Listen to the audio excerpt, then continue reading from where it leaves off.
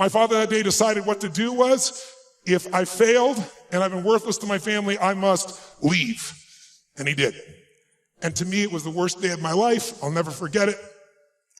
I loved him more than anything. I had 4 fathers. He's the one I finally got attached to. It's like, Mom, I'm confused. But then finally, years later, I got the benefit of it because out of all those experiences and all that pain, that day I made 3 different decisions. First decision is I just decided to focus on something different than him, and that's the power we have. We get to decide what to focus on. And my decision number 1 is I want to focus on the fact there's food. What a concept. Pretty cool.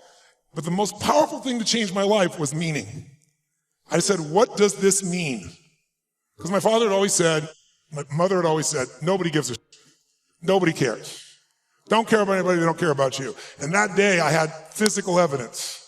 Those you bringing food, I want you to know that's not just food. That's called love for someone. That's called hope for someone. That's called surprise for someone. And that day for me, I went, strangers care. And so I started caring about strangers. And I decided someday I'm going to do the same. So when I was 17, I've had 2 families. It was like one of the most incredible experiences of my life. I went to the grocery store. I was all excited, saved up all my money, went to the manager and said, I want to feed 2 families. This is what I'm doing. It's not for me. Give me a discount. And he gave me 10%. And I thought, cheap bastard. But I went out and I delivered this food, and ironically, I called this church and I asked in the barrio, a particular place, where are some families in need? They gave me 2 names.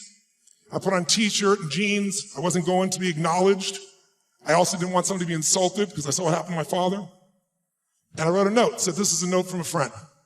And I said, I just want you to know, we know you're having difficult times. Everyone does at times. And I want you to have a beautiful Thanksgiving. And please feel loved, take care of your family, and someday, if you can, do well enough to do this for one other family and pass it on. But love a friend. And I had it written in Spanish as well.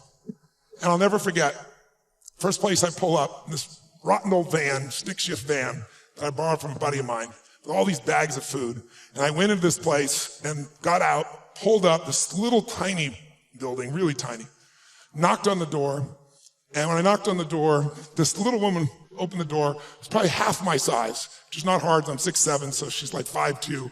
And she looked up at me like this, and she saw the groceries, and she screamed. And she started grabbing my head and pulled it down and kissing me. And I was like, no, no, no, delivery boy, delivery boy. And she goes, no, God gift, God gift, God gift. And she didn't speak English, so I handed her the note. She read the note, she crying again, started trying to kiss me again. I said, no, no. She goes, God gift, God gift. So I pointed, where do I put this? In this tiny little room, there's a table there. I put the food down, and I went over to get some more groceries. And when I did, 4 children come running out. And one hits my leg and wouldn't let go. And when they saw the pumpkin pie, it was over. And it was one of the most emotional experiences of my life because, first of all, this little boy just wouldn't let go. And I delivered this food, and this woman was crying and smiling. And I stayed there just to take it in for a few minutes, seeing them all. It was like going back in time. And then as I went to go leave, I couldn't speak Spanish, and she was like trying to say something in Spanish. I didn't know what to say, and it was Thanksgiving, so I said, Feliz Navidad. She's like, I heard the song, okay? And she laughed and laughed. She's crying and laughing. One of the more beautiful experiences of life, isn't it? When you can have both those experiences in your body simultaneously.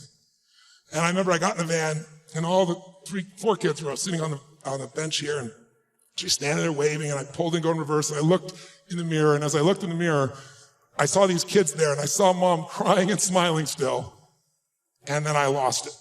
I started crying uncontrollably. And I'm like trying to put the thing in gear, through tears come through my eyes, and I thought to myself, what? I mean, this is a beautiful thing. Why am I crying? And then I realized what a gift that day was. I realized that my worst day of my life was my best day.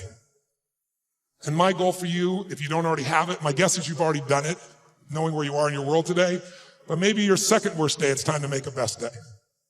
Because out of every tragedy, out of every pain, it only gets healed when we find a deeper meaning, when we find there's a higher purpose in it. And I realized I wouldn't have been there that day. I wouldn't have that hunger to help somebody else if I hadn't had the hunger in my own soul at one point missing. So it's very personal to me. And I want to thank all of you that made the contributions. And I told Mark, and I've announced that I'm going to match the 1 million meals if you hit it. And I'm sure as hell expecting that you will. And so we'll get 2 million. And when I told that, then Mark said, I'll match that. So in the mid-1980s, a theologian named James Carsey wrote this little book called Finite and Infinite Games, in which he defines these two kinds of games. Finite games, which have known players, fixed rules, and agreed upon objectives. Football, right? There's always a beginning, a middle, and an end. And the objective is to win the game. And then there's infinite games. Infinite games are defined as known and unknown players. You don't necessarily know who all the other players are. The rules are changeable. You can play however you want. And the objective is to perpetuate the game, to stay in the game as long as possible. What I find so fascinating about this idea when I first learned about it is we are players in multiple infinite games every day of our lives. There's no such thing as being the winner in your marriage, you know. There's no such thing as winning global politics, and there's definitely no such thing as winning business. Business is an infinite game. And yet, when we listen to the language of too many leaders, they talk about being number one, being the best, and beating their competition. Based on what? There's no agreed upon objectives, there's no agreed upon timeframes. And so what ends up happening is you have people building organizations and leading with a finite mindset, playing to win, in a game where there's no such thing as winning. And when we play with a finite mindset in an infinite game, there's a few very predictable and consistent outcomes, amongst which include the decline of trust, the decline of cooperation, the decline of innovation, all of which contribute to the eventual demise of the organization itself.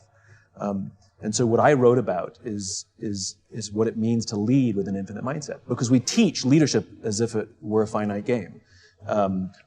People start business with the goal of winning or being number one, and that's a problem because that's impossible. So what I wrote about in the infinite game is leading with an infinite mindset. I want to start, so the book is great, by the way, and I really enjoyed it. It's a wonderful pick and mix, as they call it in the UK, of different topics where you're diving in, sometimes very quickly, and then other times much more prolonged. Yeah, depending on the subject, and or depending on how much I knew about about the subject brought to me that I could then comment on. Equally fair. Yeah. One of the ones that really hit me was you talking about your dad. You called it a eulogy of sorts, and you went through some of the things that he did, which I didn't know anything about your dad before reading that. What was it about your dad that impacted you so much that you still carry today? So it's not so much, oh, he's my dad, I love my dad, that's all true, but at the end of the day, what matters is for who and what you become in life. For me, at least, was what level of wisdom did he glean in his life and then successfully communicate to me, either by example or by just explicit statement. And that combination of those two means of delivery had some important impact. See what I did there? Impacts on my life. Just for example, and I gave these examples in that eulogy was a letter to him during the memorial service. He died a couple of years ago at age 89, so it was not a tragic death. But you still miss someone even though you know they're ready to check out. And I'll just give one example, if I may. In high school, he was in gym class, and they were lining up, and they were about to enter the next athletic unit, and it was track and field. And the gym instructor pointed to my father online and said, Cyril Tyson, everyone look at him. He does not have the body type that would excel in track. And they used him as an example. And he says, what? No one is going to tell me what I can't do in my life. And he used that as a reason to start running.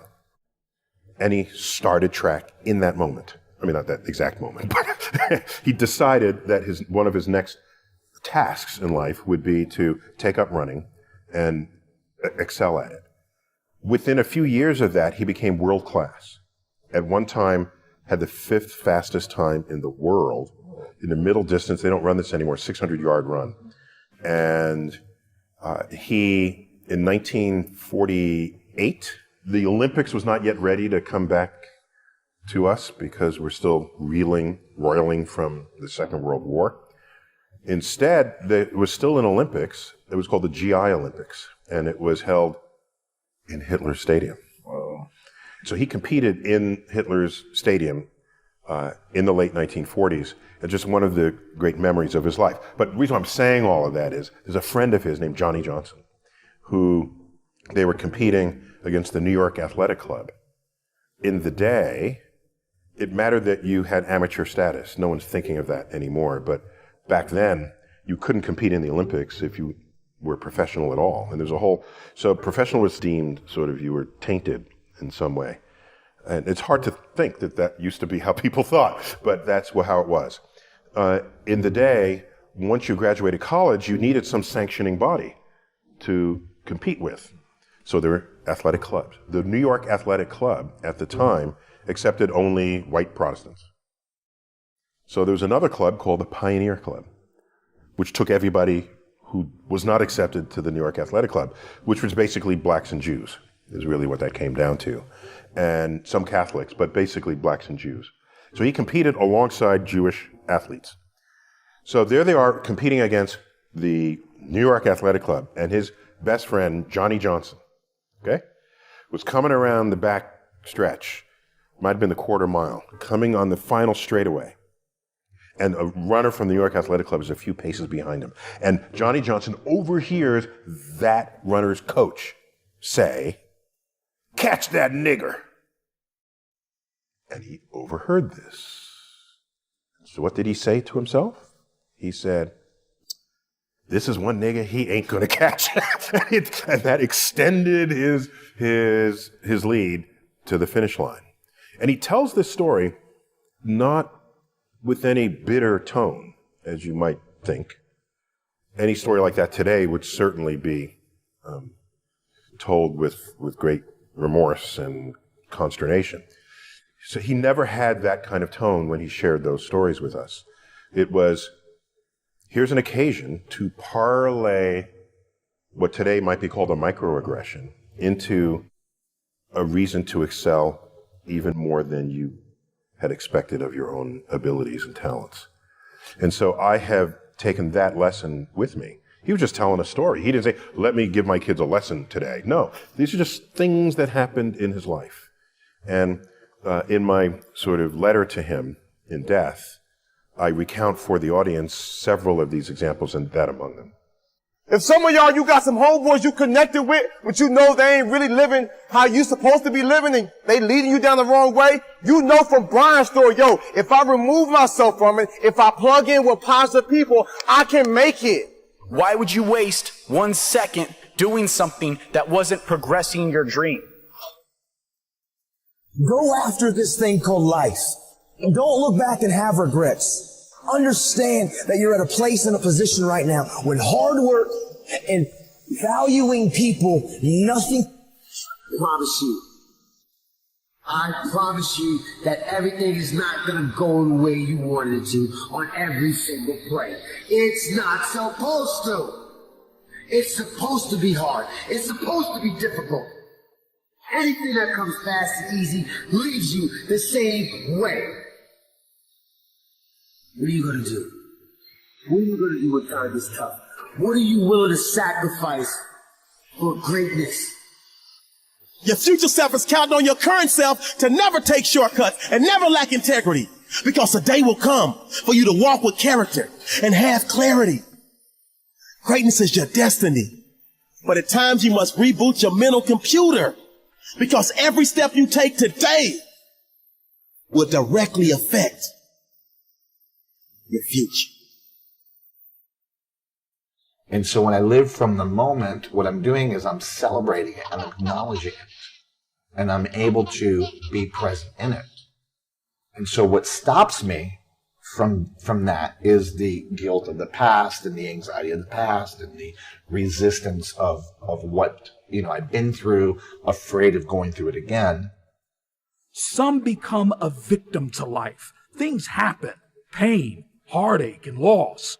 We can either be the victim or the victor to these situations. They say win or lose, at least you took part. But this is life. I am not here to take part. I am here to win. One life. You'll never be able to fix what's behind you. You have to run after what's in front of you.